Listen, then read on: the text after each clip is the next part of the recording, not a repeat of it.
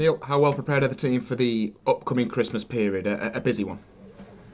No, I think the like I've said all along that the players are always prepared, but I'm like yourself, like supporters.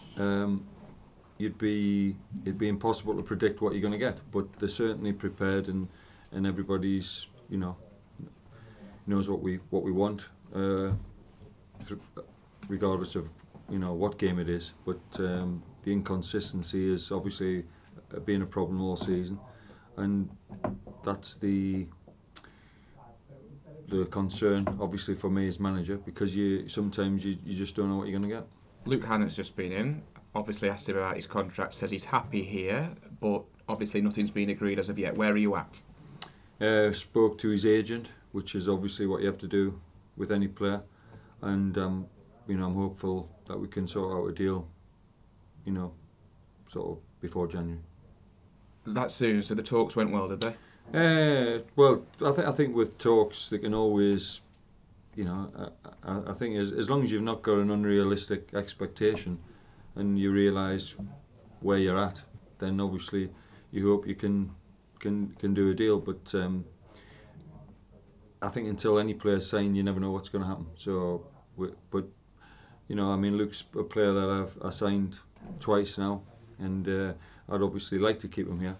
And I'm hopeful that we can. Any progress with your captain as well, Tom Pope? Well, like I say, we can talk about other players, but unless we get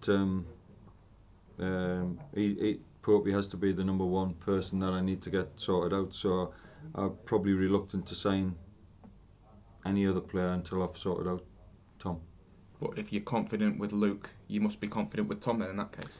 Yes, I'm like I say, I'm hopeful with Tom, and I have spoken to him, so I'm hoping that we can get that resolved over the next few days. You know what football's like, full of rumours from time to time. One with Port Vale this week, Ricky Miller being linked with moves here, there and everywhere, saying he's out of favour. What can you say to clear that matter up? Well, if he's linked with moves elsewhere, nobody's spoken to me about him. But I'll do what's best for the club regarding any player. But at the moment, I've not had. Nobody's rang me up about Ricky Miller. At the end of the day, you have to be perfectly honest. He's not done the job at the moment what I brought him to do. And like I say, he has to do better. When you pick your team, and Ricky Miller's not been in it, this crops up when players are out of a side. This is not me being funny, this is just asking for an explanation. Do managers, in your opinion, have favourites when it comes to picking a team, or is it purely based on form? I think human nature, there's always going to be people who you get on with better than others. There'll always be people you possibly like better than others. But I'll pick somebody that I hate if I think he can do well in the team. There's no question about that. I'll pick somebody who I can't stand rather than somebody I like if I think he's a better player. No question about that. So the absence of Miller and Worrell and Whitfield have been mentioned as well. That's just purely because other players are in better form at the moment. Well, it's the situation in football is everybody knows better. Everybody will turn to, if you're not playing well, they'll look at players who are not in the team. But players are not in the team because they've not been playing well themselves. Why would you not want players in the team who are going to do a good job? It's absolutely ridiculous. Do I want to lose games, not win games? Do I want to lose my own job? Am I going to be that? Am I going to jeopardise my own chances by having? I don't have any. Like I say, I'm not bothered who plays in the team if it can do a job, and I'm not bothered if I like them or if I dislike them, if they like me or if they don't. You pick a team to try and win the game. If you don't win the game, you've picked what you think's the best team to do that job. Everybody can have hindsight afterwards, and I know going into Saturday's game, if we don't get a good performance, if we don't win the game, I know I'll get abuse off the supporters. I know I'll get stick, and I've managed games at Macclesfield where you get a lot of stick off the home fans as well because it's really close to the dugout. So of course I know what to expect in any game. But that is the job. But I can tell you now, and I'll reiterate, I will pick any player who's at the club if I think they can do the job on any given Saturday.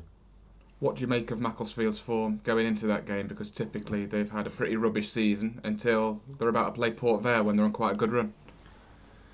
Well, I think any manager going into a club, you expect probably an upturn in results, or you expect the players to be maybe just trying that a little bit harder to impress.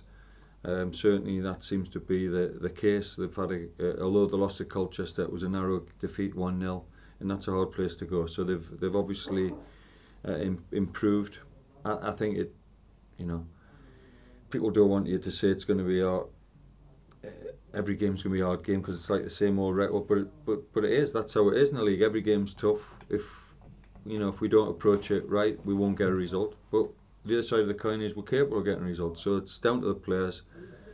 We certainly don't underestimate. We can't underestimate any team because we're not good enough where we can just turn up and expect to get a result. So it's never a case of that. But we have to go there. We have to be positive. We've started to score a few more goals of late, and we have to be positive and we have to keep trying to do that.